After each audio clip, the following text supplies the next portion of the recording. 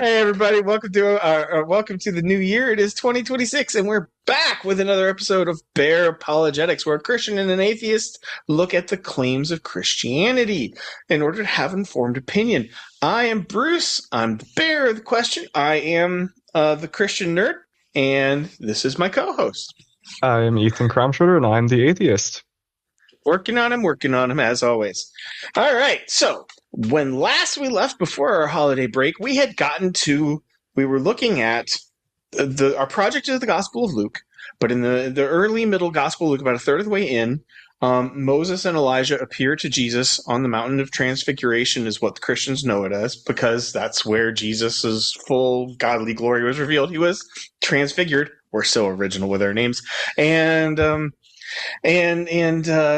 Moses actually talks to Jesus about his upcoming exodus. And coming from a non-religious family, Ethan had never really he didn't have a clue what exodus meant. So we have paused, and for about a month, we've been going back and going through the story of the Exodus. And we may have maybe one or two episodes left to wrap that up. Because then we can go forward to Luke, and as we get through the rest of the Gospel of Luke, we will see how Christ's salvation of the world is an exodus, and how these are parallels, and how these all relate together. Since God, in human form, Jesus Christ, and Moses, back from heaven, one day only, on top of the mountain, we're talking about Jesus' ministry as an exodus. It seemed like a worthwhile theme. So that's why we're investing all this time. So we're not talking about 30 AD with the life of Jesus at the moment. We are now in the year 1446. We're actually in, what is it, April 10th, 1446 BC, because we can date it that accurately, given I get excited because that's just the last 80 years of biblical archaeology after the Cold War fell, and we got access to way more of the Eastern records, etc. And it's way easier to go to Egypt and to study these things. We're pretty sure we know the exact day that the actual leaving happened, and we're getting there. So till this point, Moses is this exiled Egyptian adopted Jewish prince, and he was up in some mountains in Saudi Arabia, and God said, "Go back and deliver my people from bondage." And he then goes with Moses to Egypt, and he proceeds to kick 7 colors of crap out of every Egyptian false god that there has been. And he starts with the Nile River gods, and he starts working his way up the pantheons. So the crocodile god, boom. The hippopotamus god, boom. The god of gnats, boom. And he's just taking them out left and right. And if I had any artistic ability, we had talked about maybe putting a defeated foes list, but at this point it would be a mountain about this tall. And we've even finished the sun god Ra himself with 3 days of darkness, and still Pharaoh's not really willing to let people go. And so we're about to get to the very last plague, which is payback. So the Jews are descendants of Abraham. This guy lived around 2100. I lived a long time, but 2100, 2000 BC. And God's promise to Abraham was reciprocity, right? I will be with you. Whoever blesses you, I will bless. Whoever curses you, I will curse, right? Think of the covenant with Abraham was not necessarily instant karma, but it was kind of like what we would call karma, right? How you treat God's beloved, God will treat you. And with the fall of the Hyksos dynasty in the mid 16th century, and the rise of the return of the Theban dynasty to power, and we're talking 18th dynasty. So this is the 1556 is the 1556 is the fall of Avaris, the Hyksos, the Eastern dynasty gets kicked back out into the East, and their big allies, their cultural kind of collaborators, were the Jews, and the Theban Theban dynasty enslaves, oppresses, tortures. We've got all this. Things got bad. Things got really bad. And they got to the point where they were trying to wipe out the Jews as a race and kill all of their male-born children. All right, and so you've heard FAFO, right? F around Yep. and find out. So they Very F'd familiar around. with it. Yeah, Use it a lot at work. right. So we are about to hit FO because for 100 years, the Egyptian policy has been the death of the Jewish children. And the covenant with Abraham is reciprocity. So we're going to fire up. I'm going to be using the Bible Gateway English Standard Version. And we're heading Exodus. Were we up to Exodus final plague? We just finished Exodus 11, where Pharaoh told Moses that you'll never see my face again, and Pharaoh and Moses is like, "Yeah, that's true." But the other thing is, as we're going, we've gone far enough in these immense plagues, and Egypt has just been wiped out, right? The cattle wiped out. The grain wiped out. The millet, right, wiped out. The trees. People have been trees wiped out. Personal privacy and dignity wiped out. They're really, really hurting. And still, they won't let Egypt go. They won't let Israel go. So we're going to start off at 12. And I had a debate. I actually spent 20 hours prepping for the Passover over the last couple weeks to get into. So I talk about the cross being the most important. One of my themes is the cross is the most important thing that ever happens in all of history. And just like throwing a rock in the middle of a pond, the ripples go forward and back. It's so important, it's so critical that life itself, like the pattern of reality itself, will ripple forward and back with these echoes. The New Testament, which uses Greek, which is a very technical language, calls these things types and shadows. The Greek is antitypos or antitypos, depending on which pronunciation one you use, and that is the type before, right? This thing before the thing, right? Foreshadowing, if you want to think about it, or to get really like kind of Doctor Who, echoes of an event before it happened, because the event that happens is so big that it reverberates forward and backwards in time. All right, and so the Passover is probably the number one prophecy of Jesus Christ anywhere ever. And I was thinking about trying to dig into all of that, and I decided no, because that would be an entire 2 episodes just to do the first half of chapter 12. And a lot of it we haven't gotten there, so you wouldn't have the context for. So we're going to put a pin in this one. We're coming back. When we get to the end of Luke, when this lived prophecy, right? So it's cool when God gives people words and he says, yes, I'm going to do this. And God, being perfectly faithful, does it. And we've been tracking that. Like, this prophecy of Jesus was 700 years before Jesus lived, and it happened exactly that. This was 1,000 years before Jesus lived, happened exactly that. This was 3,000 years before Jesus lived, it happened exactly like that, right? I've been pounding this drum because that's what makes Christianity unique in all things. The truth of Christianity is uniquely found in that there is no other faith in the history of the world that has actual fulfilled prophecy from not just centuries but millennia beforehand. Whereas God's going to do this, God's going to do this, God's going to do. Oh, look, God does exactly what He said He was going to do. Who would have thunk? And so God does it. So this is one of those, like, kind of, I think of like a peak wave in that pond, where you're not just hearing it, you don't even know that you're living it, but you are living it. And these kind of peak events happen almost like every 400 years regularly. I'm not saying that I can calculate the sine wave frequency of the historical relevancy of the cross.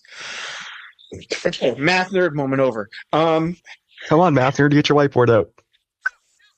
Don't tempt me. Don't tempt me. Bad nerd. Bad focus. Seems All like your right. brain is trying to tempt yourself. Yes, which is proof that I need a savior. All right. Oh, I. It's not that I'm not going to go home and do the math. It's just that I don't have to show you, and I can wash my hands afterwards. All right. All right, next episode we'll get the math from Bruce. No. This is the way that like kook conspiracy theories go, and I'm just going to stick with scripture. Get your tinfoil hat on.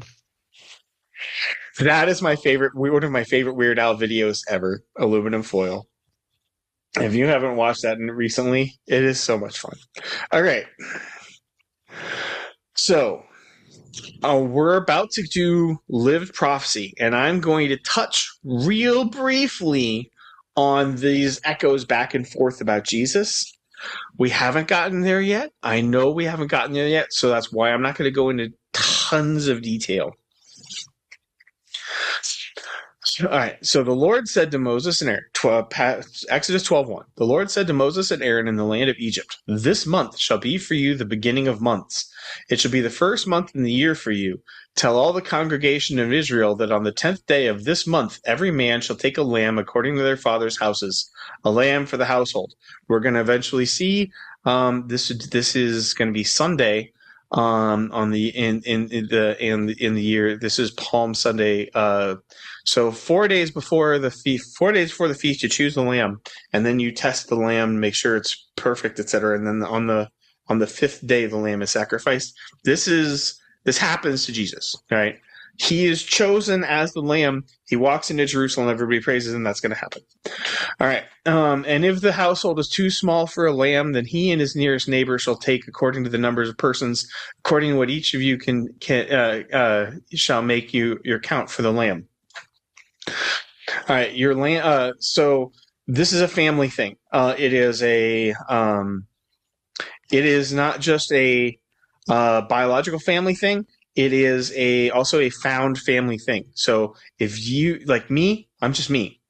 I'm not enough for a lamb. I would bring in my closest friends, and they would be my family for this festival. Your lamb shall be without blemish, a male, a year old. A year old, if those of you who don't speak, who haven't raised sheep, have. That's physical maturity. And in the Greco-Roman world, particularly in the Old Testament, Jesus is 30 when he's sacrificed. That is the first year that you are mature and you can function as a priest. Jesus is going to be our high priest, so he can't be sacrificed until he's 30. This is the equivalent of the lamb, of a male a year old, a lamb fully grown, right? A sheep fully grown. You may take it from the sheep and the goats, and you shall keep it until the 14th day of the month. So there's 4 days of preparation. Jesus will eventually come in on Palm Sunday, and there's 4 days he's getting tested, he's getting questioned, he's getting challenged, right? He's getting examined, and found guiltless. So the lamb will be without blemish. That's kind of what's going on during this period. The whole assembly of the congregation of Israel shall kill their lambs at twilight. And in the evening of the Passover day, there's 2 days. There's 2 days in that decade when all the prophecy, when the timer that we've looked at from the very first episode, that this would happen in like the 30s AD, from the restoration of the temple, which was prophesied back while everybody was still in exile. So in the 500s. All right. So in all that, there's 2. That's 80-30, 80-33. People will argue which day. I'm a big fan of 30, but they both fit mathematically. Then they shall take, because there's some wiggle room in the way that ancient peoples counted. We've talked about that. They shall take And our some of the calendars blood. changed so many times. No, they always round up on their counting.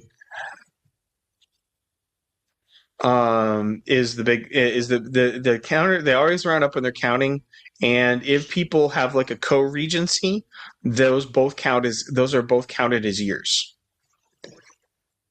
All right. So, it's within the significant digits, if you want to think about it in modern scientific terms. is we know what the margin of error is in the way they handled numbers. They both fit. All right. So they shall take some of the blood and put it on 2 doorposts and the lintel of the house, so they tread it. So square doorposts. If you're just standing there, top, side, sign of the cross. I'm not making this up.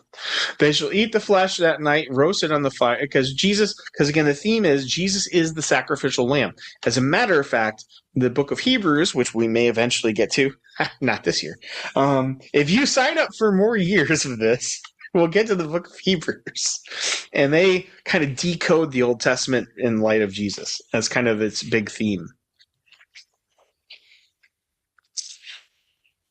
But Christians are very clear that all of the animal sacrifices are lived prophecies of Jesus Christ. And so that's why once Jesus dies, there's no need, and there's not even any room really for more animal sacrifices, because they were the thing they were assigned pointing to an event. And once the event happens, no more signs to point to it. You have the thing itself.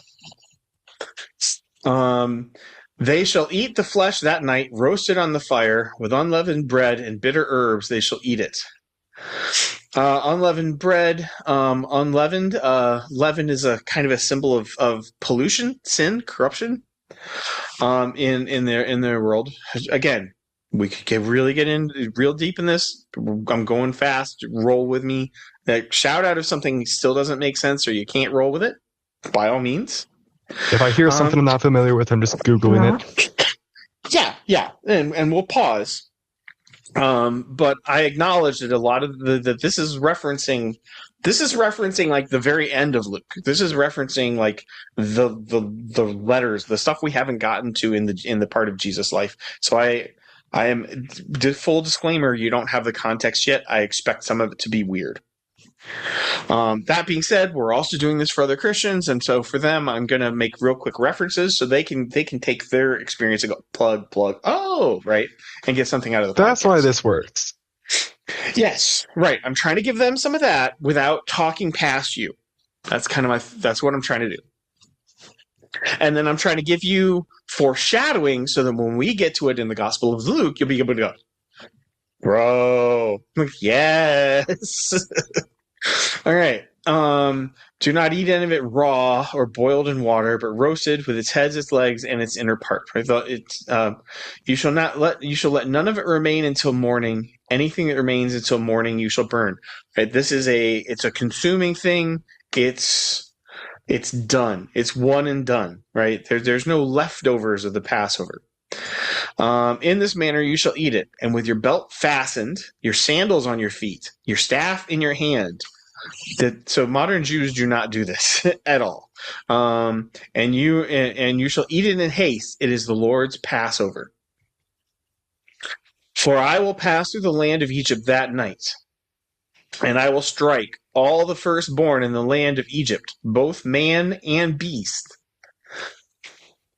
Why would God kill children? He's not specifying children.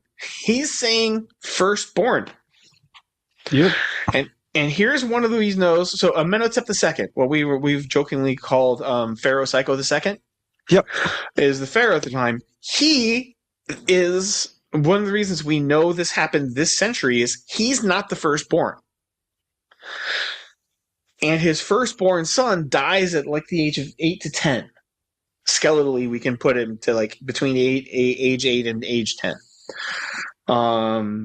And then the pharaoh that succeeds him, which is Tutankhamun IV. I want to say Tutankhamun IV is the next pharaoh. He's the guy who does the famous dream stela. If you ever want to Google something, there's a dream stela in between the paws of the Sphinx, which is for the very first time. We'll get there, but basically, for the very first time, you can't prove that you're Pharaoh by having all this military victory. Why? Because Egypt doesn't have an army left, and Google says Amenhotep's successor was Thutmose IV. Thutmose the first. King Tut the Fourth. Yep. And so he does this dream stela, which is another thing you can Google. And he has all these non-traditional arguments for why he's a legitimate pharaoh, which makes sense because he's not the firstborn son. The firstborn son's dead. And he doesn't have an army, so he can't be this great conqueror. All right, so he's the second son of Pharaoh Psycho II. So if all the firstborn die, Pharaoh doesn't die, and the next Pharaoh doesn't die. But Pharaoh does have a firstborn son who's alive and small. So this is grown men falling over dead. Little kid, it's all... Now why? Remember the reciprocity. God's keeping his covenants. They targeted the children of Israel, that as they were born, kill them. God didn't set the rule. It's their standard. And God's got this thing where your standard, he's going to give it back to you good and hard. He used the old brain melty ray. Yeah. It's kind of like picking up the bad guy's bat and going, remember this? All right, so this next phrase in verse 12 I want to talk about. I will strike the firstborn in the land of Egypt, both man and beast, and on all the gods of Egypt I will execute judgments. I am the Lord, right? I am. There's that double Yahweh here, right? It's actually like Yahweh, because Yahweh is he shall be, but so double for emphasis. We've looked at this before in the text, that Yahweh. It's like I'm God and I'm the only one. So are the gods of Egypt real? Two ways to look at this. One, no. Two, demons playing dress up because they want to make people suffer and keep them from believing in God. Both of those are perfectly valid. So they're both. Is it really a god? No. Is there maybe something supernatural playing make believe and screwing with people's heads so they can make them suffer and burn in hell? Also possible. But the judgment they gotta meet their quota somehow. Well, the judgment on demons doesn't happen until the actual end of the world. So that's not what's happening here. So what the bleep is he talking about? I wanted to open a new tab in Bible Gateway. And I want you to go to Ezekiel 20. So this is a prophet.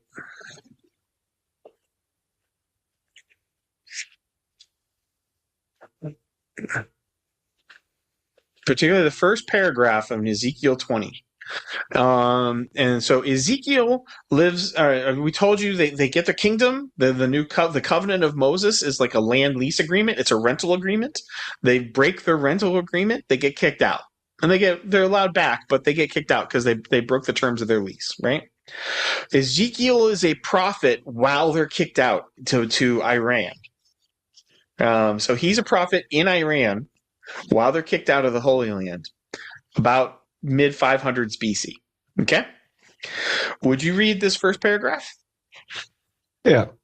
In the 7th year, in the 5th month, on the 10th day of the month, certain of the elders of Israel came to inquire of the Lord, and sat before me. And the word of the Lord came to me, Son of man, speak to the elders of Israel, and say to them, Thus says the Lord God, Is it to inquire of me that you come?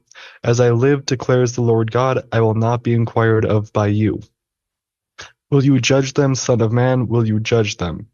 Let them know the abominations of their fathers, and say to them, Thus says the Lord God, On the day when I chose Israel, I swore to the offspring of the house of Jacob, making myself known to them in the land of Egypt.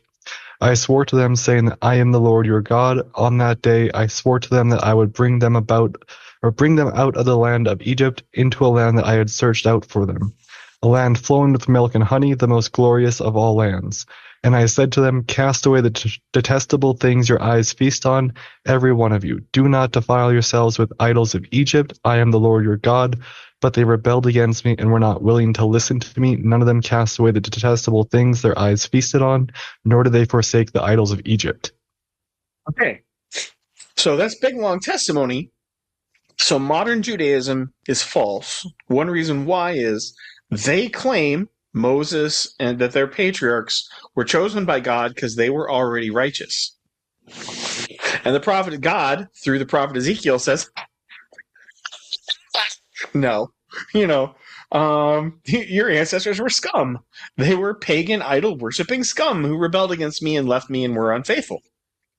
And who's he talking about? Who is Ezekiel talking? Who is God talking about through the prophet Ezekiel? He's talking about the Exodus, the people before the Exodus generation. The people of Israel in slavery, they had long since abandoned Yahweh, right? The God of Abraham, the God of Isaac. Right? And they had turned to worship the gods of the Egyptians. And we know this because we have like 7 different pagan temples in Goshen. We've got the proof that they were not so faithful that God came to rescue them. Now so does that make sense? So the judgment that God is doing, and this is really, really important. The judgment that God is doing is not to beat down the descendants of his chosen friends. Are they wrong? Yes. Is God trying to wipe their nose in the dirt? No. What he's doing is he's trying to save them. So God is saying, when he says, I'm going to judge the idols of Egypt in Ezekiel, gods of Egypt in Exodus, he's going to show them, he's going to put them to the test and show them to be useless and false and not worth your trust and not worth your faith. Right? And we've been following the perpetual bitch slapping of a false Egyptian god after false Egyptian god after false Egyptian god. He's been doing what he said he would do. And he's not doing it to say, you're gross, you're dirty. Did you catch the abomination word, right, in Ezekiel? Their father's behaviors, abominations. So this is the Hebrew word is toavo. It's something contrary to nature and something that produces revulsion, right? And this is a big clobber word that gets used against the gay community in modern America. Oh, you're an abomination. That's an abomination. Like, bro, there's a long list of abominations. We've looked at it before, I think. I've already shown you the whole list. It's like 30 things long, 24 things long, and everybody's on it, right? There is nobody who escapes that. So when you get some fundamentalist Baptist or something screaming at you, roll with it. He doesn't. They don't know what they're talking about. Not God doesn't call what people are doing wrong to smack them down or to say, so if somebody cites, that like say homosexual sin is an abomination, they're technically right, but so is pride, so is worshiping anything more than God, so is all this list. We're all guilty of abominations because what is natural is for us to all love and follow God. We're built to be in a relationship with the Lord, right? We have other earthly relationships down here horizontally, but that's always supposed to be like shine down on high from an overhead, right? And the purpose of revealing these things as sinful, right? As why he's showing them that the idols of Egypt are false, right? Why this chapter after chapter smackdown has been going on isn't to say, you're not worthy of me, peasants. Begone, scum. He's just saying, you're drinking salt water to cure your thirst, and I'm the source of water. Right? You're trying to live on potato chips, and I'm the steak dinner. I'm the thing that can actually that actually deserves your trust, and I'm here for you, and I've come for you, and I love you. Be mine. Does that make sense? Yep.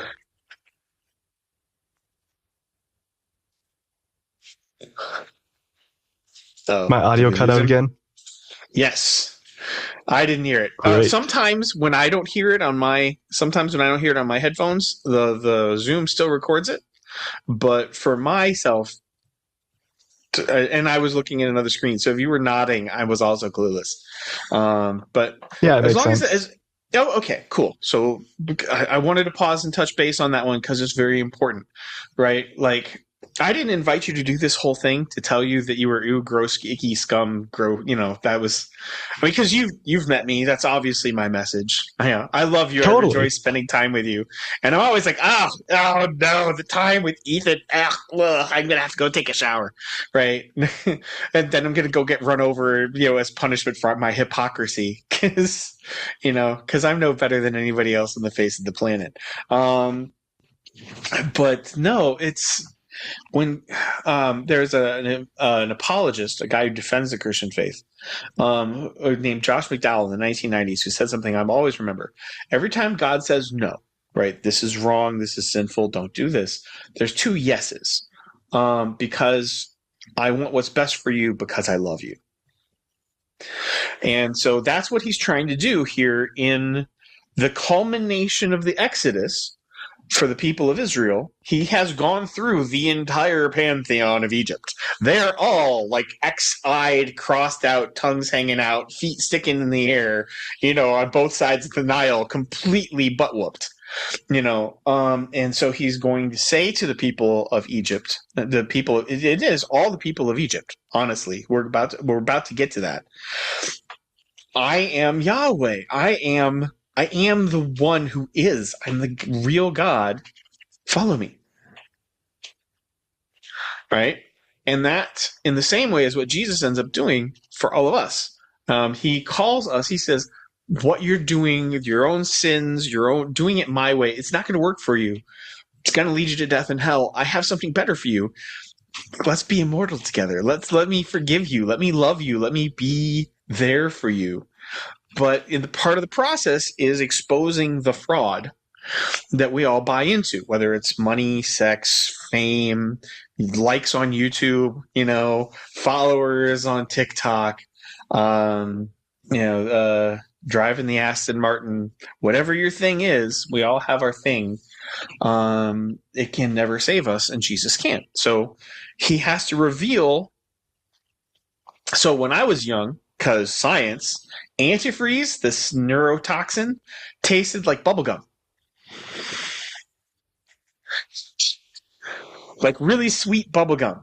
Yep. I hear. No comments. And so a big part of like toddler safety and over when I was a grade schooler, we were constantly taught not to drink antifreeze.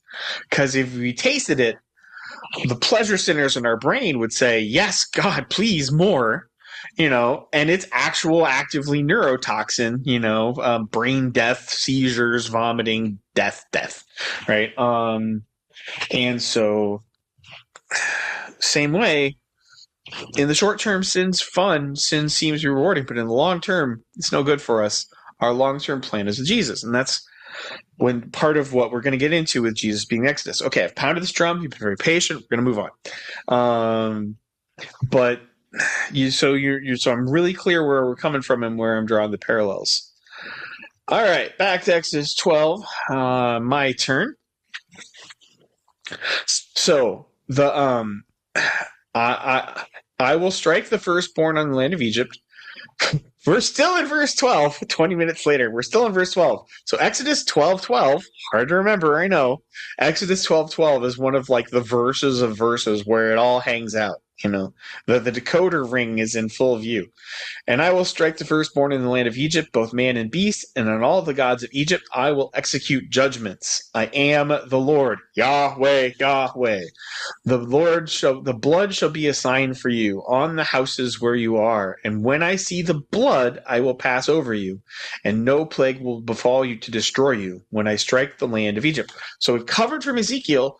Everybody here is a sinner. Everybody here is an abomination. They have all fallen astray. And none of them have been faithful to Yahweh. They've worshipped pagan gods. They've done bad things. Are any of them saved by being good? No. They're all saved by the blood of the Lamb on the lintel. And in the same way, in Christ, none of us are saved by being good. We are all saved by God taking the innocent suffering, the innocent blood of his crucified son and putting it on us So that when he looks at us, so he's saying, when I see the blood, I will pass over you. So when he looks at us, he sees the innocent suffering and death of Christ. He doesn't see our sin. This is the mechanism of salvation. This is how we're saved. This is going deeper than I said I would. But this is the whole ball game. This is my religion. Right here, flat out on the table. 1446 BC in the spring, 30 AD, January 8th, 2026. It hasn't changed. Never gonna. It's always the same formula. But this is good news. If I found out that you had actually secretly been a serial killer and the original population of Fisher, Minnesota was 500, wouldn't matter. The blood of the Christ would save you. All right? It's quite an active, 8 years that I lived there? Right. Well, if I find out that you have like 10,000 OnlyFans followers paying your rent, same thing. If I find out, now there's a mental image. No, I would be shocked, but the blood of Christ, right? People come to Christians and say, "Wow, you can't. Would God save Hitler if he repented?" Yes. Why? Because it has nothing to do with your earthly actions. It has everything to do with the blood, and the blood is something put on you. All right. So this day shall be for you a memorial day, and you shall keep it as a feast to the Lord throughout your generations. You know what? I've been talking a lot. I'm gonna. Can I tag you for a paragraph? Yeah. This day shall be for you. You got me? Yeah. All right. This day shall be for you a memorial day, and you shall keep it as a feast to the Lord. Throughout your generations, as a statute forever, you shall keep it as a feast. 7 days you shall eat unleavened bread. On the first day you shall remove the leaven out of your houses. For if anyone eats what is leavened from the first day until the seventh day, that person shall be cut off from Israel. On the first day you shall hold a holy assembly, and on the seventh day a holy assembly. No work shall be done on those days, but what everyone needs to eat, that alone may be prepared by you. And you shall observe the feast of unleavened bread, for on this very day I brought your hosts out of the land of Egypt. Therefore you shall observe this day throughout your generations as a statute forever. In the first month, from the 14th day of the month at evening, you shall eat unleavened bread until the 21st day of the month at evening. For 7 days no leaven is to be found in your houses. If anyone eats what is leavened, that person will be cut off from the congregation of Israel, whether he is a sojourner or a native of the land. You shall eat nothing leavened in all of your dwelling places. You shall eat unleavened bread. So something interesting. We talked about kind of the they always round up. In Hebrew, the phrase for a day, and this happens like a lot in Exodus 1, right? So, and there was morning, there was evening, day one. That's how they measure days. Is day starts, or sorry, there was evening, there was morning. All right. So sunset is the start of the day. So now you've learned something about how their brains worked, right? The day started at sunset.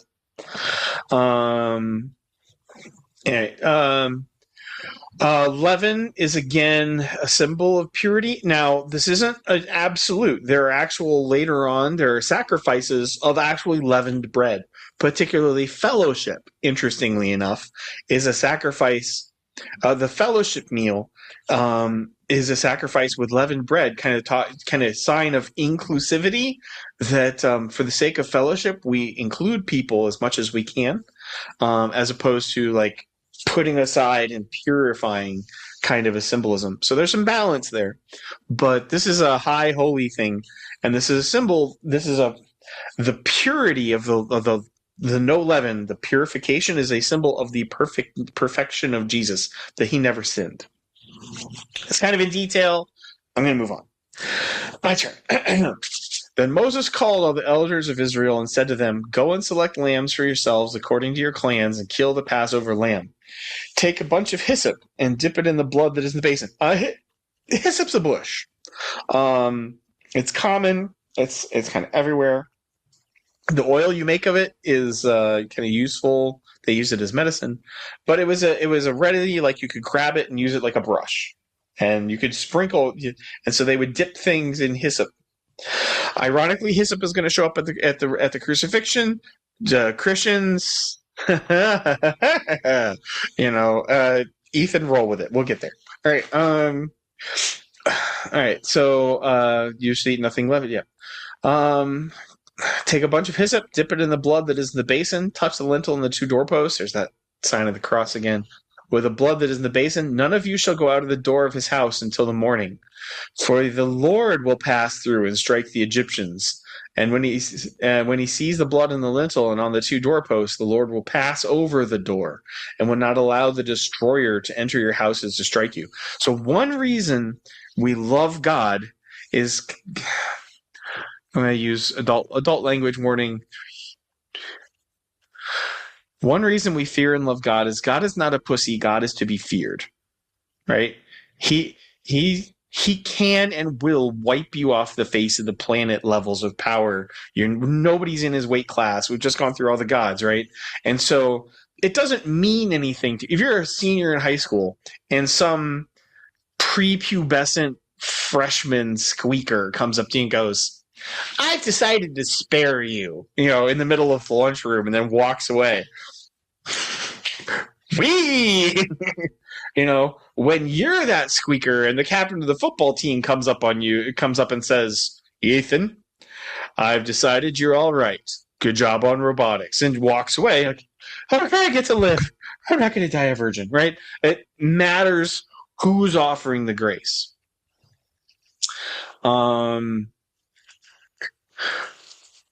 Jesus is the one who actually ends up showing up because the angel of the Lord is Jesus.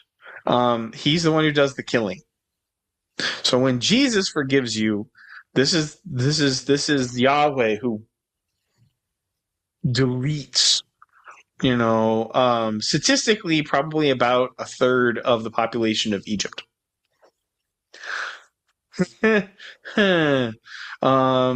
Maybe a quarter or a third of the population of Egypt, but yeets it. And so when that's who passes over you, it matters that you've been passed over. Right? This isn't Santa Claus going to give you coal. This is you have just you get to survive the apocalypse, which wipes out your next, which wipes out So you shall observe this rite as a statute for you and for your sons forever. And when you come to the land that the Lord will give you, as he has promised, you shall keep this service. Christian communion, if you've heard of that, right, where we eat bread and wine is the body and blood of Jesus. Body and blood, right here, right?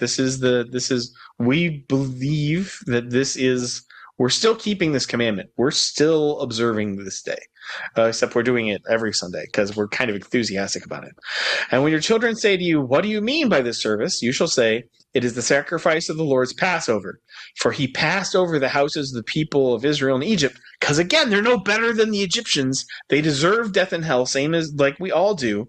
But because of the blood, they get passed over.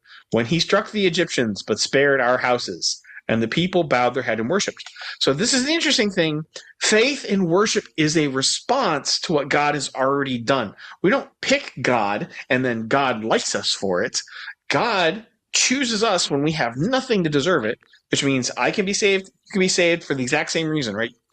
I'm no better than you. We used to be coworkers for years. You've seen me. You know I'm not better than you.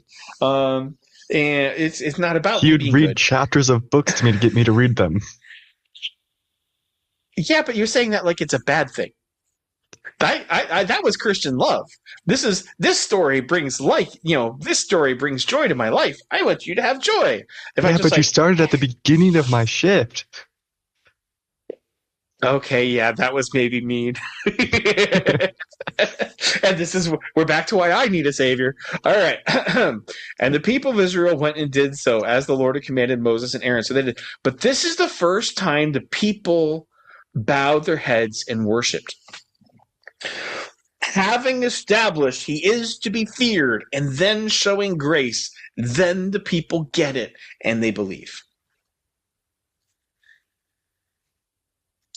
All right. Tag. We on the 10th plague? Yep. All right.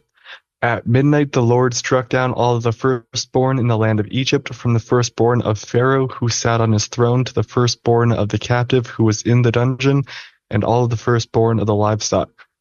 And Pharaoh rose up in the night, he and all his servants and all the Egyptians, and there was a great cry in Egypt, for there was not a house where someone was not dead. Then he summoned Moses and Aaron by night and said, Up, go out from among my people, both you and the people of Israel, and go serve the Lord as you have said. Take your flocks and your herds as you have said, and be gone and bless me also. Egyptians were urgent with the people to send them out of the land in haste, for they said, "We shall all be dead." Yeah, no shit. If you said if killing the firstborn wasn't enough, how is God going to turn up the volume from there? It is basically you're all dead, right? So they're not wrong. So the people took their dough before it was leavened, their kneading bowls being bound up in their cloaks on their shoulders. The people of Israel had also done as Moses told them, for they had asked the Egyptians for silver and gold and jewelry and for clothing. And the Lord had given the people favor in the sight of the Egyptians. Yeah, take anything, just go, right? So that they let them have what they asked. Thus they plundered the Egyptians. 100 years of slavery, now they get their wages. And the people of Israel journeyed from Ramesses. Now here is, this is an edit, right? We know that this was Avaris, and before Avaris, it was something like Yahweh, right? And so it eventually 250 years later becomes named Ramesses under Ramses II. And so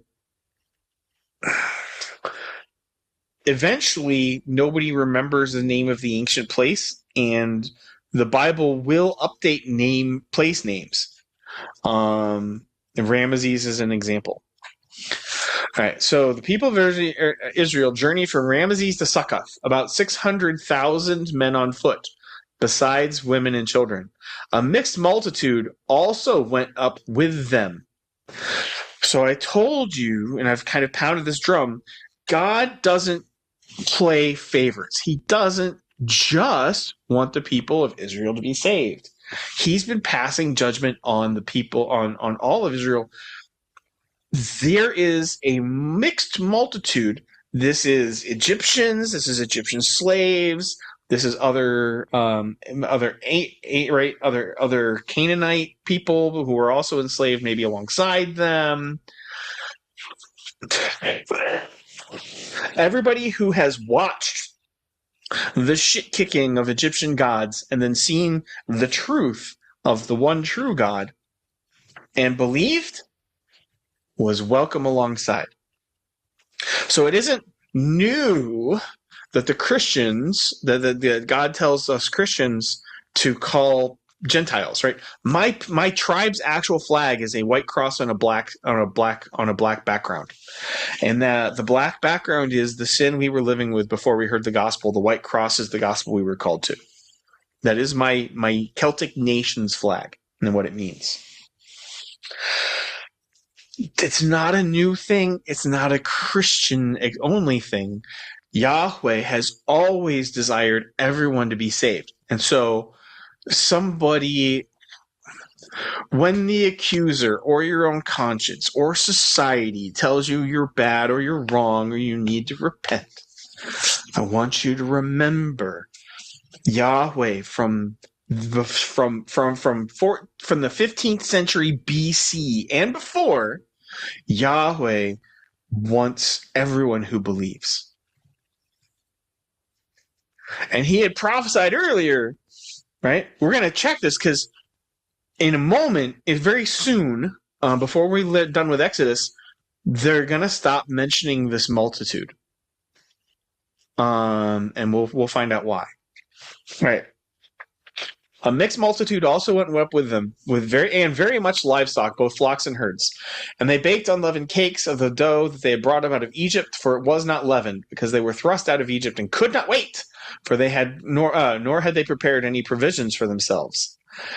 The time that the people of Israel lived in Egypt was 430 years. At the end of 430 years, on that very day, all the hosts of Egypt, all the hosts of the Lord went out from the land of Egypt. It was a night of watching. So they are out by night. This is a night hike. Have you ever done that out at night, right? Or like, Yep. we both lived up north. You know how sometimes when the northern lights were big, we'd all head out to the highway. People would head out to the highway where you get a good look. Yep. You know, and kind of walk around the highway or drive out further away from our small towns to get a better look at the aurora. Out into the middle of the fields. Mm-hmm. And this is what they're doing, right? So the place that they're actually heading through into the area of the irrigated fields of Egypt, right? They're heading south. Ironically. So it was a night of watching by the Lord to bring them out of the land of Egypt. So like every movie gets this wrong. They are racing out of Egypt in the middle of the night. So this same night is a night of watching, kept to the Lord by all the people of Israel throughout their generations. All right, can I tag you to finish up the chapter? Yep. And the Lord said to Moses and Aaron, "This is the statute of the Passover. No foreigner shall eat it, but every slave that is bought for money may eat of it after you have circumcised him. No foreigner or hired worker may eat of it. It shall be eaten in one house. You shall not take any of the flesh outside the house, and you shall not break any of its bones." Prophecy of Jesus, his bones aren't broken even though he's crucified. That's going to be a big deal. All right, keep on. All the congregation of Israel shall keep it. If a stranger shall sojourn with you and would keep the Passover to the Lord, let all his males be circumcised, then he may come near and keep it. He shall be as a native of the land, but no uncircumcised person shall eat of it. There shall be one law for the native and for the stranger who sojourns among you.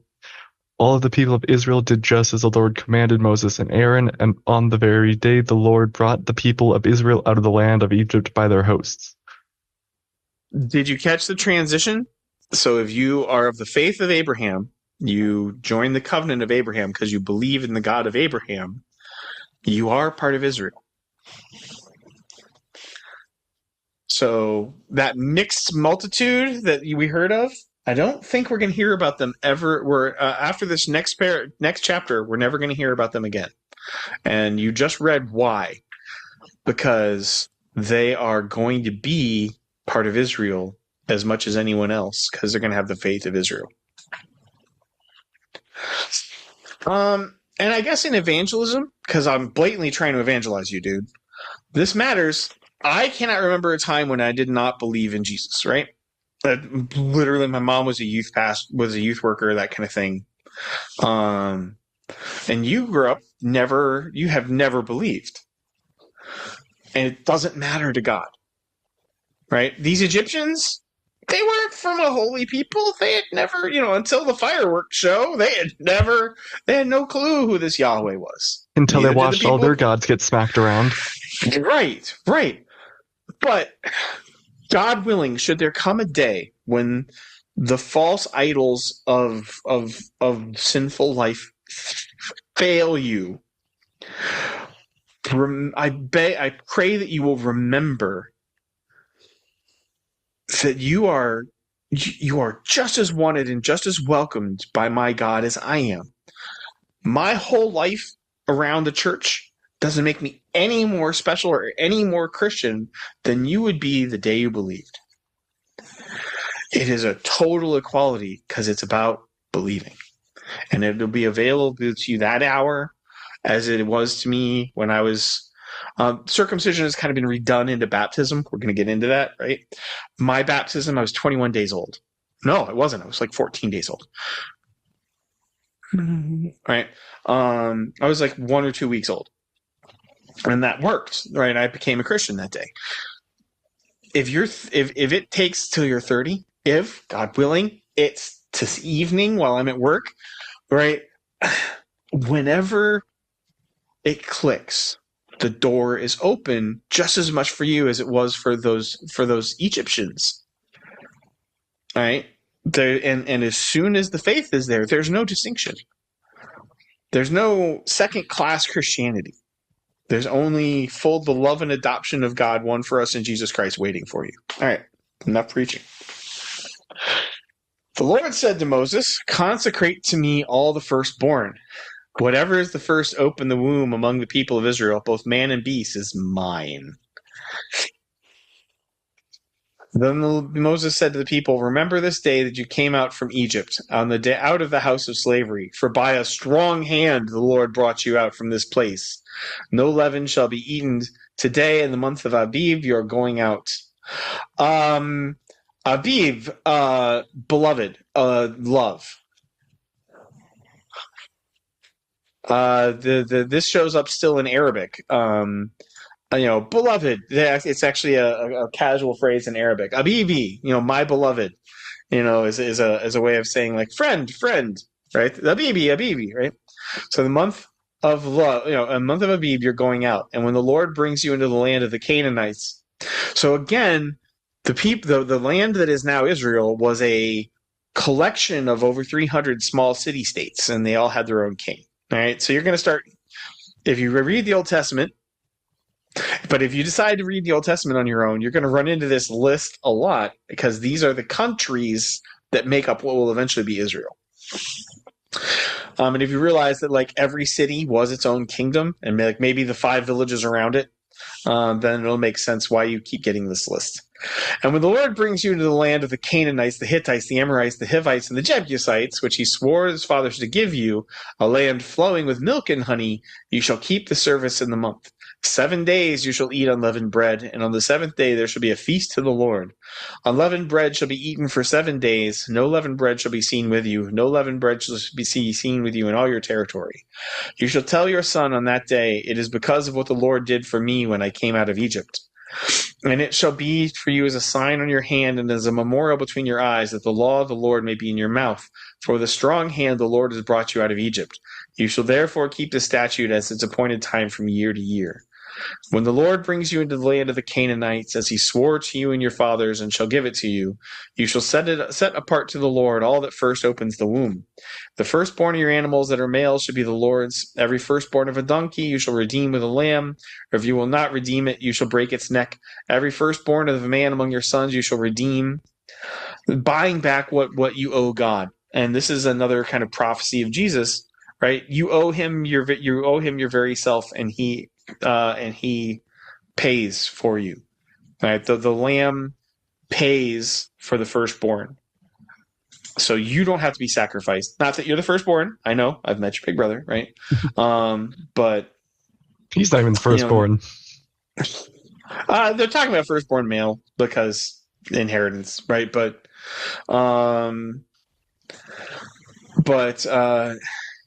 your family doesn't owe your big brother, as a human sacrifice, because the lamb was sacrificed in his place. And back before Jesus lived, that was a literal lamb. But the lambs were always a prophecy of Jesus. When Jesus lived, because he was both human and God, he's simultaneously sacrificable, the human in his human nature, and infinite in his God nature. What has been required has been fulfilled. That's actually what he says on the cross. He says tetelestai, which is a legal term for the terms of the contract have been fulfilled. Honestly, we'll get there. All right. This is part of the contract that Jesus fulfills. And when in time your son asks you, what does this mean? You also say, by a strong hand the Lord brought us out of Egypt, from the house of slavery. For when Pharaoh stubbornly refused to let us go, the Lord killed all the firstborn in the land of Egypt, both the firstborn of man and the firstborn of animals. Therefore I sacrifice to the Lord all the males that first open the womb, but all the firstborn of my sons I redeem. It shall be as a mark on your hand or frontlets between your eyes, for by a strong hand the Lord brought us out of Egypt. Remember, emphasis, right? What are we on, the 5th or 6th time? By a strong hand the Lord brought us out of Egypt. Right, there was some doing involved in that doing. Okay. When Pharaoh let the people go, God did not lead them by the way of the land of the Philistines. All right, the Book of Maps. Give me a second. My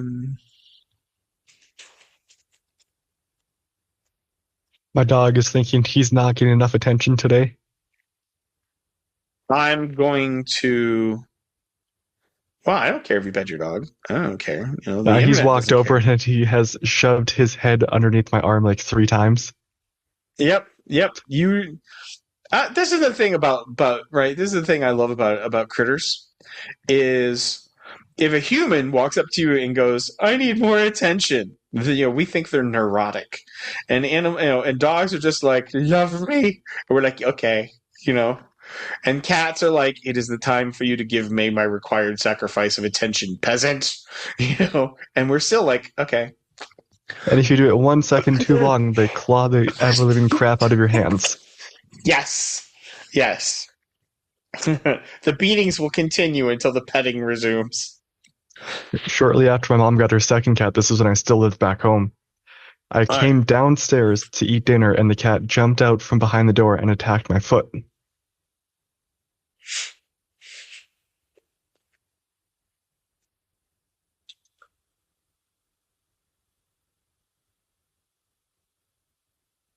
Okay, let me see.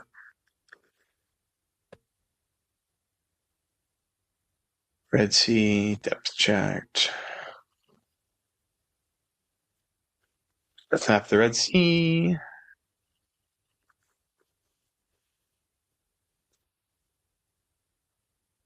Oh, Wikimedia this? I'm gonna Wikimedia this.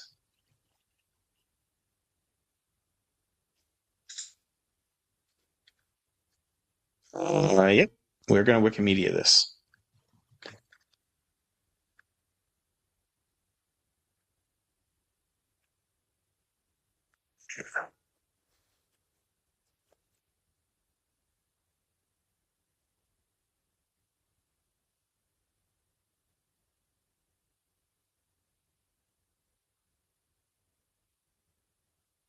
All right. Actually, I've got an article I'm going to share from a 2006 archaeology. Um,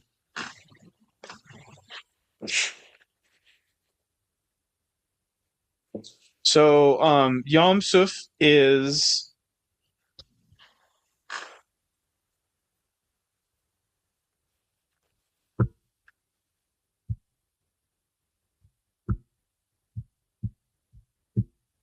all right. I'm not going to get there. It's going to take me too long. There's one spot only where the bottom of the Red Sea is not a total canyon, so we actually know where that had to go. All right. So when the pharaohs let the people go, God did not lead them by way of the land of the Philistines. Oh yeah.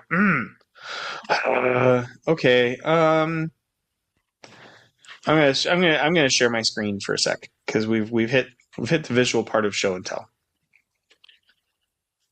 All right.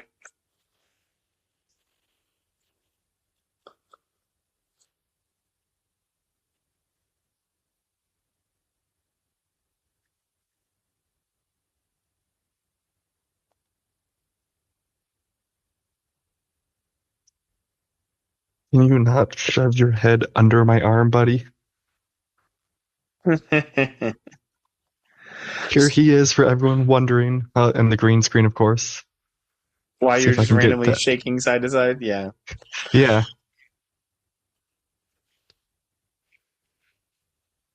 Okay. there. Nue.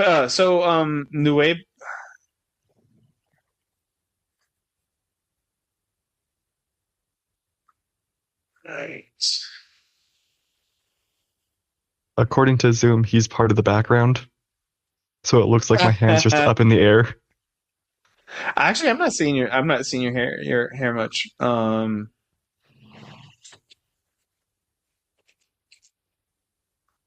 His head is just over my shoulder.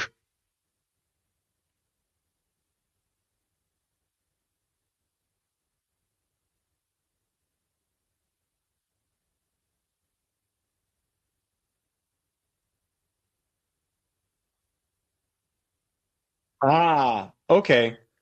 So we're about to hit one of those points in archaeology. We're about to hit one of those points in archaeology where we're about to deal with yeah.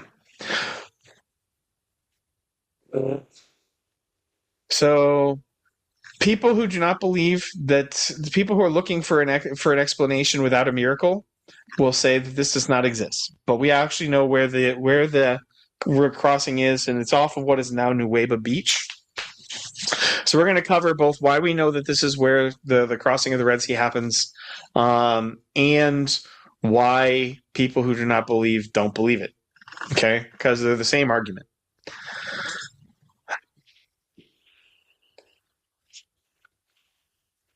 All right, here's the actual depth, right? So let's open image in a new tab. This is a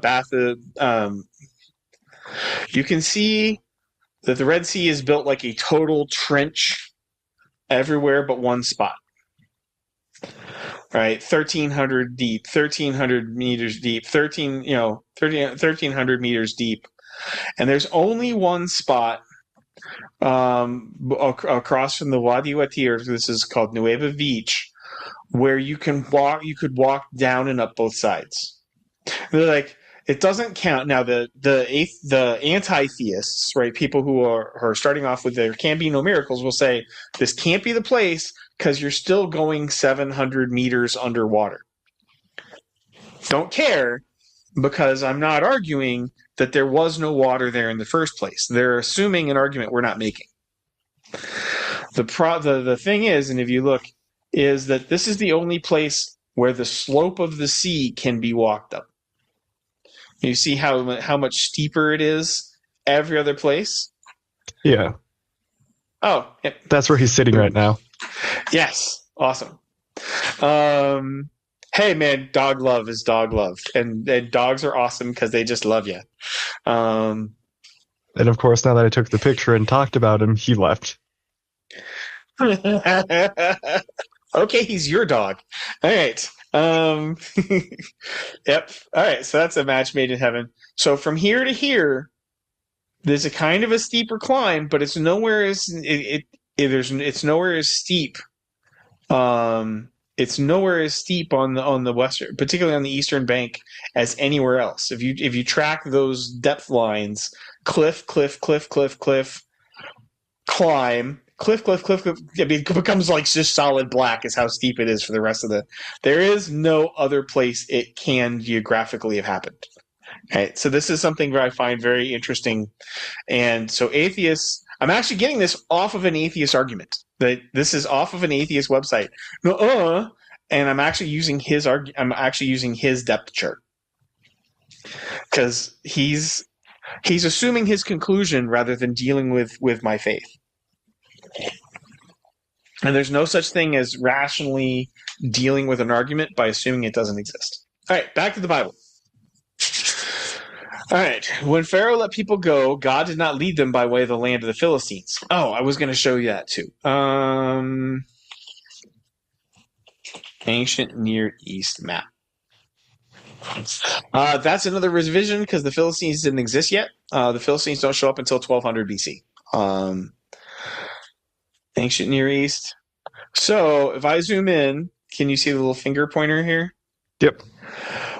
What is modern day Gaza? What is modern day Gaza becomes settled by the Sea peoples. There's something called the Bronze Age collapse, 1273 BC. Hasn't happened yet because we're at 1446 BC. So the ancient Bronze Age empires are all still there. But we're kind of sure that the revision of the names in the first 5 books of the Bible was probably done around the time of King Solomon, like 940 BC, from the dates that are there and the things that are updated. We're also pretty sure he wrote the bookends of the Book of Job, which is the other really, really ancient text that predated him. So by King Solomon's time, what is now Gaza was ruled by the Sea peoples, by the Philistines. The Phoenicians is how they show up in the Latin, right? So if you think of the Phoenician, the Punic Wars of Rome, that's against these people because they didn't have They didn't have a land empire. They had a sea trading empire. They turned the Mediterranean into their empire, and they were bopping back and forth. But their sea bases were along the coast, which is Gaza. So the trade routes are right here. So if Moshe had led his people there, then Pharaoh, with all his chariots, would have had a highway to just run them down. They wouldn't have made it. They wouldn't have made it 50 miles. Instead, Pharaoh goes, "Psych," and you see that. And here's where the land bridge is. So he actually leads them, the Theban dynasty. He leads them down past Thebes, and this is one place where we get the Yom Suf, the Sea of Reeds, not because there's reeds growing in salt water. They don't, but because we're both from farm country. You've seen what it looks like when the crops are up. Yep, a sea of crops. And irrigation ditches do grow reeds. So this is the irrigated cultivated lands, which is where you'd have to go past to get to the land bridge. So because I don't disbelieve in the supernatural, because I believe the Bible can be true, I have no problem with this. And I fully acknowledge every geographical data that this atheist site that I'm using is. That's 700 meters underwater. Yeah, but it's not a mile and a half underwater, in 2 miles, right? It's a 30-degree slope. It's not a 60-degree slope that no Jewish grandmother's making it up or down. I don't care what you hoist her with. It is walkable is what I care about. And they care about, well, there can't be any water because there can't have been a God to move the water, so we can't have happened there. You're assuming your conclusions, and around the circle we go. And this happens all the time in looking in biblical archaeology for and against. That's how it rolls. Okay, so when Pharaoh lets people go, God did not lead them by the way of the Philistines, although that was near, which I've shown you now. Oh, I can stop screen sharing. Stop. Help me. Stop share. Oh, there it is. All right, there we go. So we've looked at the map, which seemed important, and now I've just made a fool of myself in public again. So there was me missing the pool noodle. And I still have that video. For God said, yes, thank you. For God said, lest the people change their mind when they see war and return to Egypt. But God led the people around by the way of the wilderness towards the Red Sea, and the people of Israel went up out of the land of Egypt equipped for battle. Moses took the bones of Joseph with him, for Joseph had made the sons of Israel solemnly swear, saying, God will surely visit you, and you shall carry up my bones from you out of there. And they moved on from Succoth and encamped at Etham on the edge of the wilderness. And the Lord went before them by day in a pillar of cloud to lead them along the way, and by night in a pillar of fire to give them light, that they might travel by day and night. The pillar of cloud by day and the pillar of fire by night did not depart from before the people. And we know from later on that the Trinity, because I've pointed out, the Trinity has always existed. Before he got a human body, Jesus did some stuff. He's actually the pillar of smoke and the pillar of fire. Because if it was God the Father, everybody looked at him would be incinerated, right? So like, yeah, he's got us light. Boom, everybody's ashes. Well, that was brief, So, and the Holy Spirit's invisible. So this is Jesus doing his thing before he came down from heaven. Before he humbled himself. All right, tag 14. Then the Lord said to Moses, tell the people of Israel to turn back and encamp in front of Pi-Hahiroth, between Migdol and the sea in front of the Baal-Zephon. You shall encamp facing it by the sea, for Pharaoh will say of the people of Israel, they are wandering in the land, the wilderness has shut them in, and I will harden Pharaoh's heart, and he will pursue them, and I will get glory over Pharaoh and all his host, and the Egyptians shall know that I am the Lord, and they did so. When the king of Egypt was told that the people had fled, because remember, they killed his boy. Yahweh killed his boy. Now, in shock, saying just go, that's perfectly understandable. But it's just as understandable when the shock wears off. The God of the Hebrews killed my boy. Oh, hell no, right? So the mind of Pharaoh and his servants was changed towards the people. And they said, what is this we have done, that we have let Israel go from serving us? So he made ready his chariot, and he took his army with him, and took 600 chosen chariots and all the other chariots of Egypt with officers all over them. And the Lord hardened the heart of Pharaoh, king of Egypt, and he pursued the people of Israel while the people of Israel were going out defiantly. The Egyptians pursued them, and we know from previous, a couple days have taken place, right? The Egyptians pursued them, all Pharaoh's horses and chariots and his horsemen and his army, and overtook them and camped by the sea, by Pi-hahiroth, in front of Baal-Zephon. Tag. When Pharaoh drew near, the people of Israel lifted up their eyes, and behold, the Egyptians were marching after them. And they feared greatly, and the people of Israel cried out to the Lord. They said to Moses, is it because there are no graves in Egypt that you have taken us away to die in the wilderness? What have you done to us in bringing us out of Egypt? Is not this what we said to you in Egypt, leave us alone that we may serve the Egyptians? For it would have been better for us to serve the Egyptians than to die in the wilderness. And Moses said to the people, fear not, stand firm and see the salvation of the Lord, which he will work for you today. For the Egyptians whom you see today you shall never see again. The Lord will fight for you, you have only to be silent. The Lord said to Moses, why do you cry to me? Tell the people of Israel to go forward. Lift up your staff and stretch out your hand over the sea and divide it, that the people of Israel may go through the sea on dry ground. And I will harden the hearts of the Egyptians, so they shall go in after them, and I will get glory over Pharaoh and all his host, his chariot and his horsemen. And the Egyptians shall know that I am the Lord, when I have gotten glory over Pharaoh, his chariots and his horsemen. Note before you pick up the next little short one, when you see the angel of the Lord or the angel of God, that is Jesus.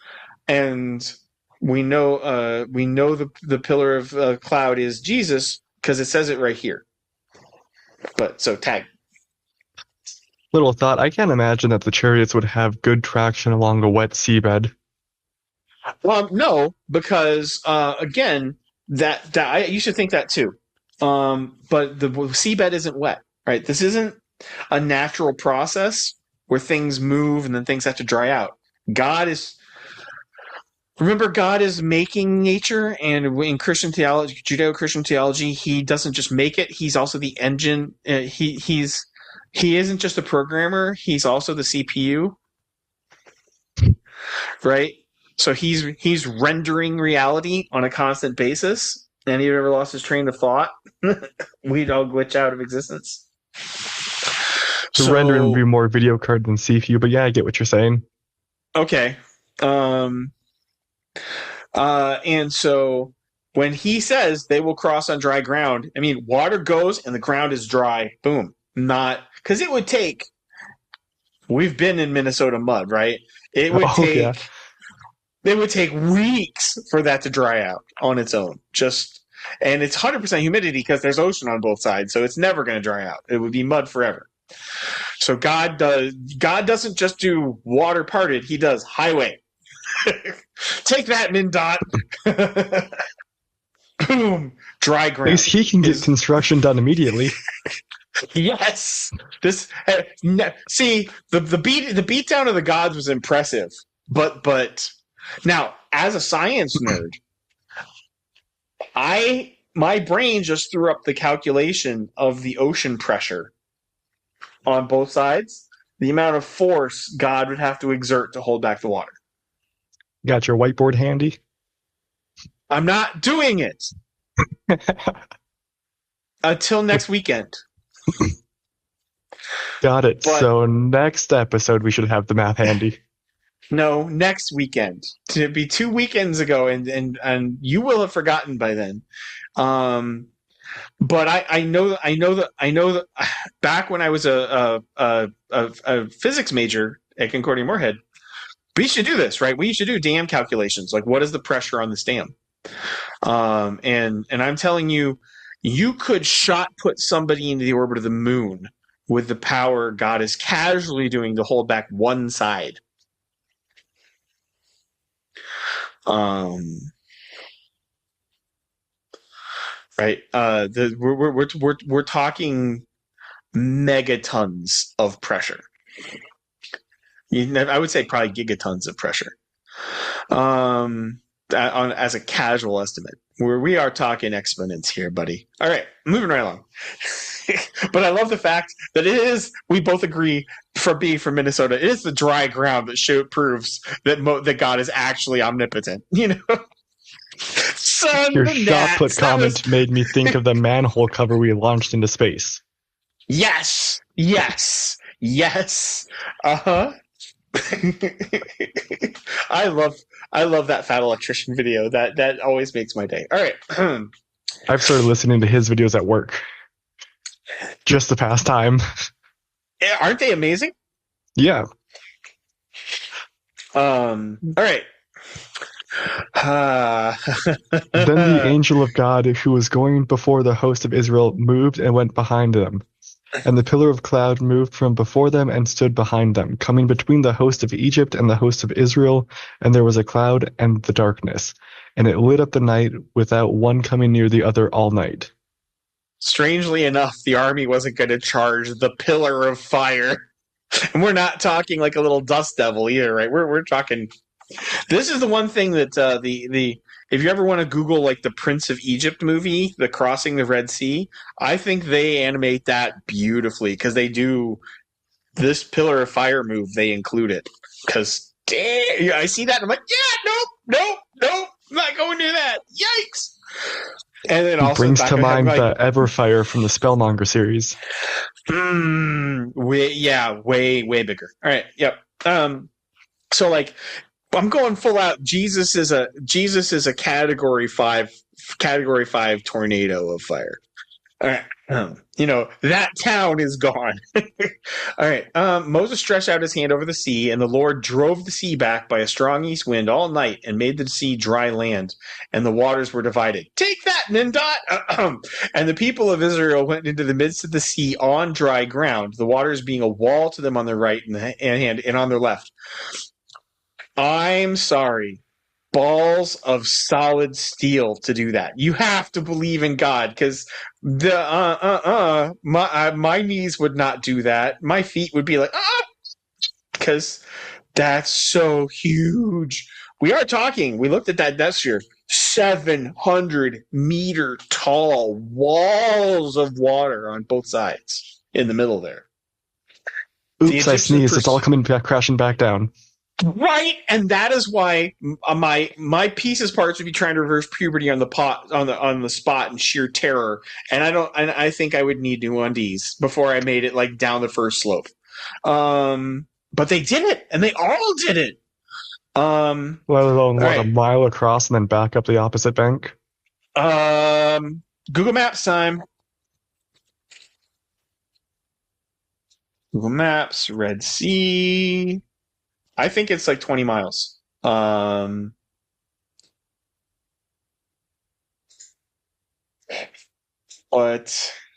let me check.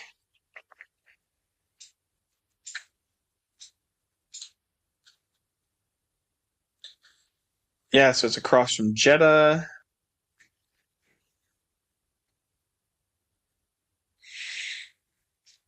Uh, 75 miles. Yeah, I don't think I'm doing that either. Yeah, no, right? Like I would need the help of God to move me because I'd be like, and I think I would just faint and roll down the first slope. Well, then you got to the bottom of the first one. It just is a 75-mile trek up to the next slope. All right. Well, they did say this is all day, all right. The people of Israel went in the midst of the sea on dry ground, the waters being a wall on their right and the wall on their left. Ah! The Egyptians pursued and went in after them into the midst of the sea, all the Pharaoh's horses, his chariots, and his horsemen. And in the morning watch, the Lord in a pillar of fire and cloud looked down on the Egyptian forces and threw the Egyptian forces into a panic. Yeah, the Egypt built the biggest things on the face of the planet, but the pyramids are only 100 meters tall. Something like that, yeah. Yeah, and so bro, when the walls of water are on both sides of you hit 300 meters, and you look sideways and there's a giant squid at 500 meters depth, just going, come on, About God, 145 meters tall when they were built.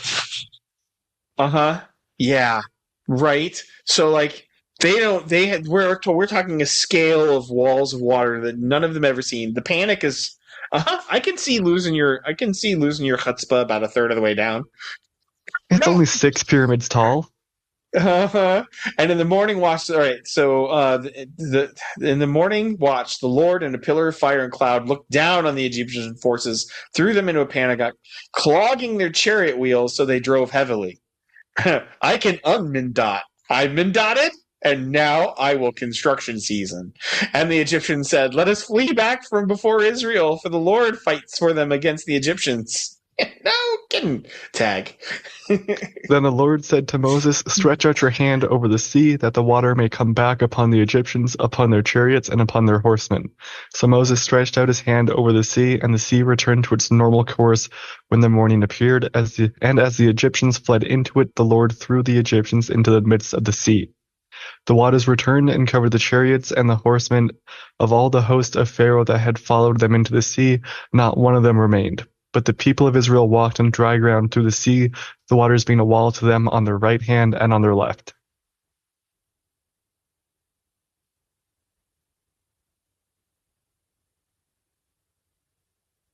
So I've talked a little bit about I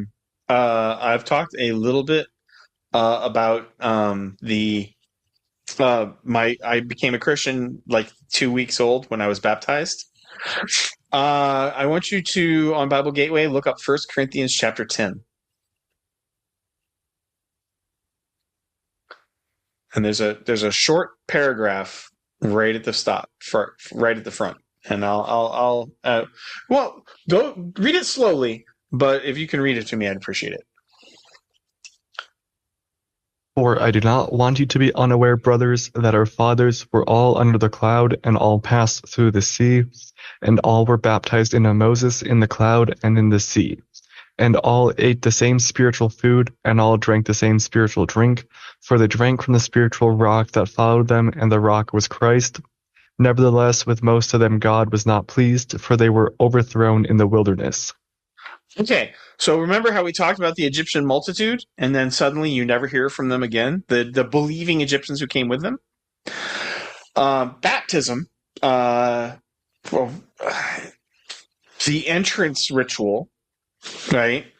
Going through the Red Sea is the first baptism. And on the other side, there were no Egyptians. Everybody counts as Israel. They were all baptized into Moses. They were, from that point on, they were members of Moses's people. And Moses's people are God's people. This is that theme, I guess. And God's people get instant highways. Well, here's the cool thing, right? The pillar of cloud and the fire happens, but Jesus ups his game once they're all officially his. He becomes a rock. Think boulder that pours out water. Army Corps of Engineers in the 1950s kind of tried to calculate the size of the people of Israel, and they came up with just over 2 million.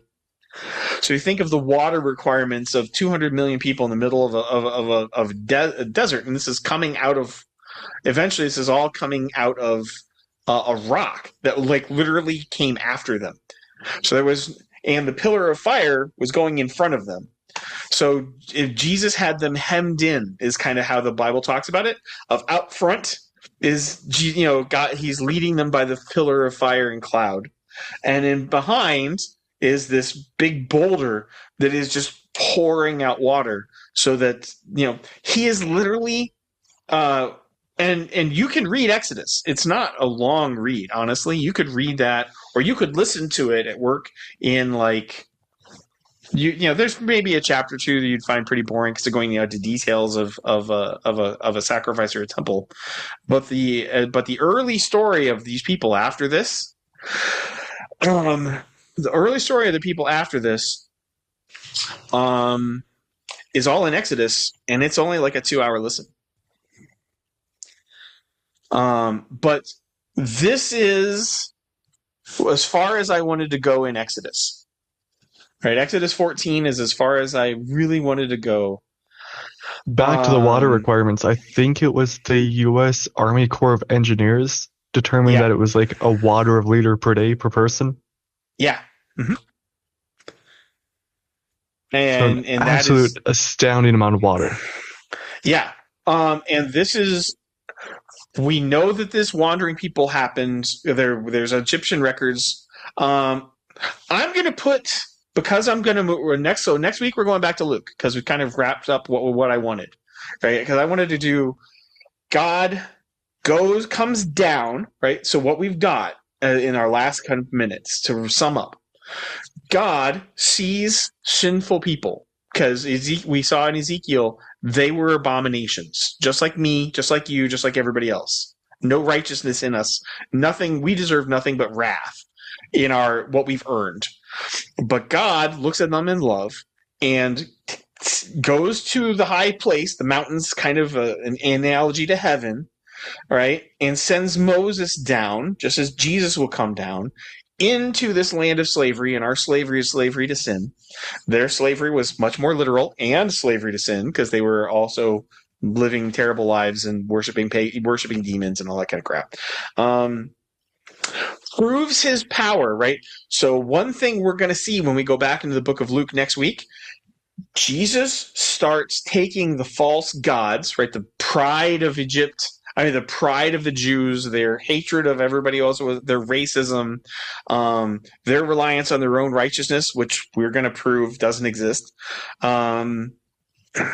He's going to start shit-kicking all of the false religions of that day, and revealing himself as Yahweh, just as Moshe took out the Egyptians, right? He passed judgment not to say how bad everyone was, but to show them that he alone could save, that he alone was a viable option for their belief. If that makes sense.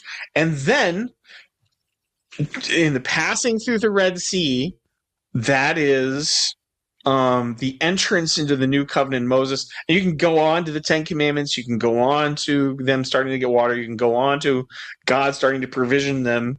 Yahweh literally becomes their life support system in the water, right? We covered the water. The food requirement is even as big, and that's not even covering their flocks, which survive in the middle of God-forsaken Sinai Peninsula, where basically nothing lives. It's an interesting story, and it's available to you, but that's not. We're done. Remember when I said this would be like one episode, and it's turned into like 6. We're done with the Exodus. We're going back to Jesus' Exodus now that we've got this preview. But he then, going down into the depths of the sea, kind of going into, and the Passover, death itself is the Passover, right? The sun turned off, and the firstborn all die. Through death into life. And then Jesus will, through his death into new life, make the new covenant with us. So that's the import of the Exodus. That's the preview of what we're going to see when we go back to Luke. Next week, we're going back to Luke. We did it. We finished the finished the tangent. And I know I've hit the gospel really heavy on you today, but that's the point. And that is what the Exodus is about, right? even the people who were not originally included, right? And there's assholes who say, and this hurt me so much when I was growing up because I was a young homosexual kid, right? And I would hear these Baptists and the other be like, well, the fact that you like guys is proof that God's rejected you, and it's a sign that he's scorned you, and it just makes you, I grew up with that, and I was hearing it because I'm in church every Sunday. I'm hearing it over and over and over. But even the Egyptians themselves, the enslavers, the source of the evil themselves, God, through his mercy in this Exodus, calls and he baptizes them into his people. And from the moment they walk up out of that Red Sea and that crossing, they're never mentioned as anything other than God's alone. So it doesn't matter what the social stigma is or what the social conflicts is, right? Or what my temptations are or what your life is, right? None of that matters compared to the fullness of God providing everything necessary to adopt us and love us and call us his. And I know the odds that you're going to immediately believe, are very slim.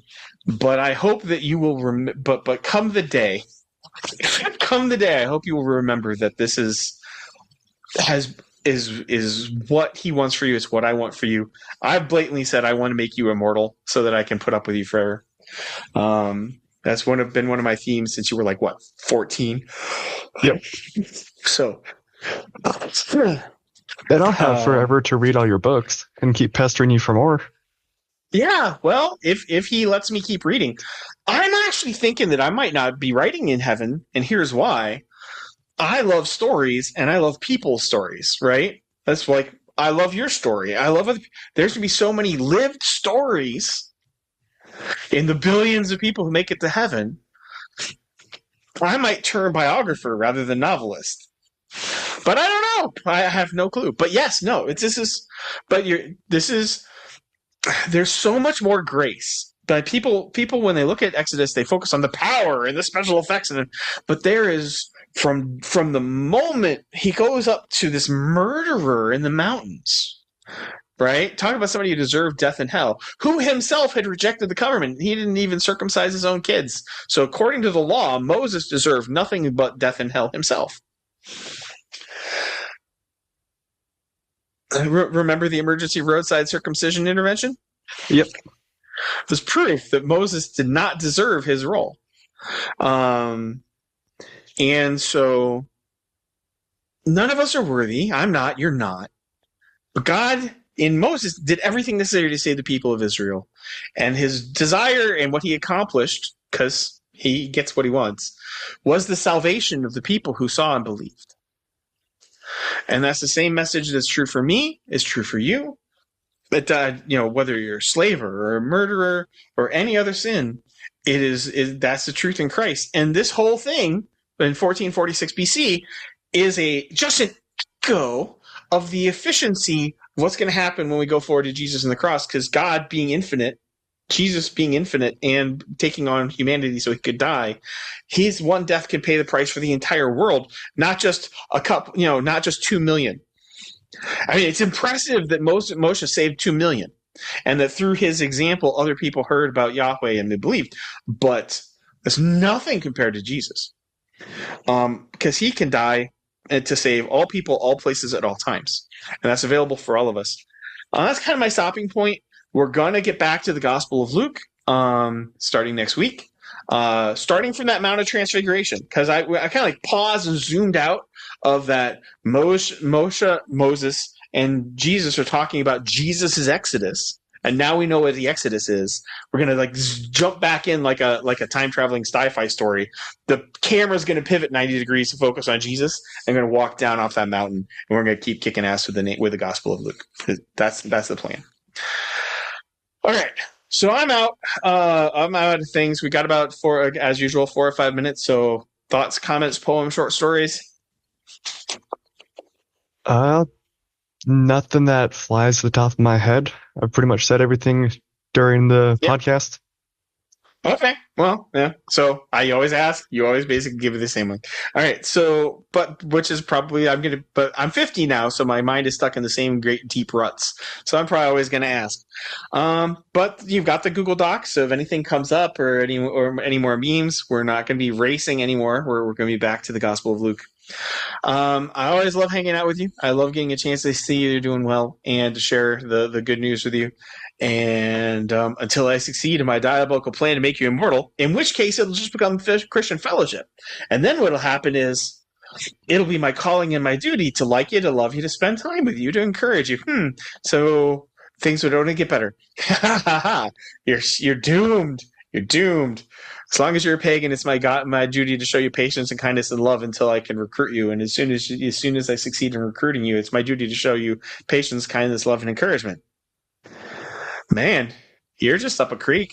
All right, I love you. I got to get throw myself in traffic. And thanks as always for time. It is great doing this. All right, this has been Bear Apologetics episode. Oi, we're getting up there. We're about halfway done. Hopefully we'll get through Luke. I thought we were going to get through Acts and Romans this year, because I am not smart. But hey, it's a new year, so we might. Hey, if you, we'll talk about that come spring, and we'll see where we are about May before we start making plans for the year after. All right, God bless, Ethan. You take care of yourself. Do consider listening to Exodus to see how the story continues. It's waiting for you. All you got to do from Bible Gateway is just click the little microphone and it'll start auto playing for you. So you don't have to buy anything, or there's no subscription price involved. All right. Peace, everybody. Bye.